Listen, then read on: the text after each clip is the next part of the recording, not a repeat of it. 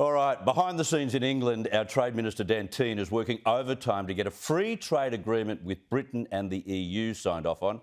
And the ideal time to do that would be before the PM leaves Europe, so it can be announced publicly. That's now looking unlikely because a number of sticking points have emerged, which the Minister claims should not even be included in such an agreement. Now, given China's snubbing of many of our exports, it's a vital agreement for Australian producers.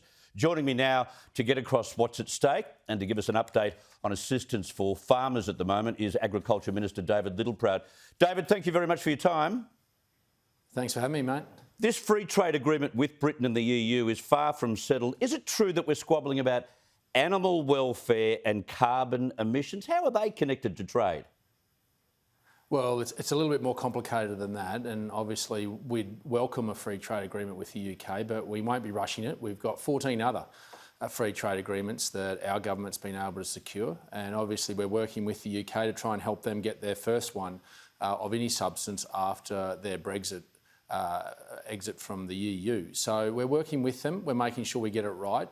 We don't need to rush it, we need to make sure that every line counts, and there's not just around animal welfare. We're very confident in terms of Australian animal welfare, but there's got to be appreciation of the differential in agricultural production systems in England compared to here in Australia. We do things differently, we have to do them differently to maintain animal welfare standards, so there needs to be an appreciation of that and us of them. And so those are the sort of things that we're working through, but there's other points that we're trying to nail down now around our access, particularly for beef and lamb, to make sure we get that right. And obviously, while we don't have significant exports into the UK at the moment, any increase to make it number 15 free trade agreement would be beneficial for us to be able to send boats left and right if we have to. But the other free trade agreements we've got have stood us in good stead, particularly those through Asia and our ASEAN family. And also into the Middle East. We often forget what we've been able to achieve in the Middle East and in Eastern Asia. And only in the last little bit, we've signed an agreement for an extra 750,000 tonnes of barley into Saudi Arabia. And in the last 2 weeks, better arrangements into Sri Lanka and Pakistan for our grains. A longer meat life on shelves of supermarkets in Saudi Arabia, and in fact, even sending grain to Mexico for the first time. So Australia's positioned very well, and while we'd like to have the UK join us, we won't rush it. We'll make sure we get it right. We understand in free trade agreements there's give and take, but we've got to get this right for Australian agriculture. There's a lot at stake, but there's a lot of opportunity for the UK as well as Australia. And will this agreement fill any of the void created by China's snubbing of Australian exports?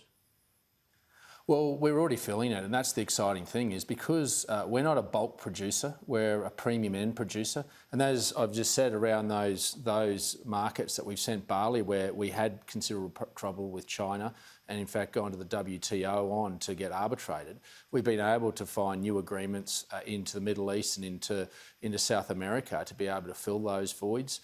So we continue to work on that and to make sure that we can continue to look for other free trade agreements. We're also working with the EU and where that may look like into the future. But the UK is poised, it's close, but we've got to make sure we get it right and we get all that detail signed off that both parties can agree on. Now, the G7 has also come up with its own version of China's Belt and Road Initiative, a chance to help some of the poorer countries with infrastructure and to prevent the fact that often these countries end up being in a great deal of debt to China. There's been no money placed on that, but I like the sound of the concept. Yeah, and we've made it clear we won't sign up to the Belt and Road Initiative, but we're obviously welcoming, while it's only early days with what the G7's announced, early days in terms of details. They're looking for a commercial, a business-led perspective to this, and we welcome that. But this is about bringing those low to medium income countries up, raising their wealth, and that means that we have better trading partners. And you only have to look what happened in Vietnam over the last 30, 40 years. They're one of our most trusted partners, trading partners in beef and grains, and now in a lot of the fabrics that we send over there, in cotton and potentially wool. So there's a lot to be done. There's a lot of opportunities. So we welcome what the G7's done. Obviously, we're going to look for the detail in how they're going to achieve this, but it's a great alternative, one in which these developing nations can look to with trust and confidence and transparency. If the G7 of countries globally are going to stand up and help them develop their economies to become bigger and better global citizens, to work collectively with a global nation that is doing the heavy lifting and keeping the wheels turning across the globe.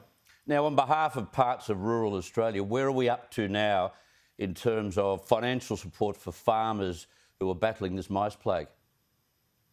Yeah, look, the mouse plague's primarily in New South Wales, and obviously I've had it back even in my own home in Queensland, but it's now abated pretty well into New South Wales. There's little bits in Victoria, but the New South Wales government has announced a $150 million package, and the federal government, we've extended farm household allowance to farmers, so those farmers can get support, the job seeker payments, to give them some financial support if they're in financial distress. We're also working through approvals for chemical use. We've given 5 emergency use of chemicals for this, and we're assessing one as we speak. But we, as a federal government, never have got involved in plagues of any description. We've allowed the state governments, that's their responsibility. And I've got to say, the New South Wales government has done an outstanding job on this, but we stand ready to obviously complement and help and support, and that's where the APVMA and this support through the farm household allowance is very important to give them some breathing space.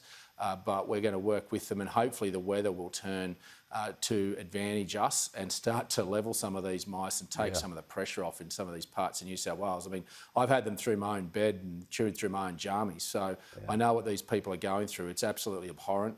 We've just got to continue to be vigilant, to bait, and we've got people from the CSIRO on the ground talking to farmers, also helping them, making sure that when they are baiting, they're doing it effectively to get the results we need. David Littleproud, thank you very much for your time. Thanks for having me, mate.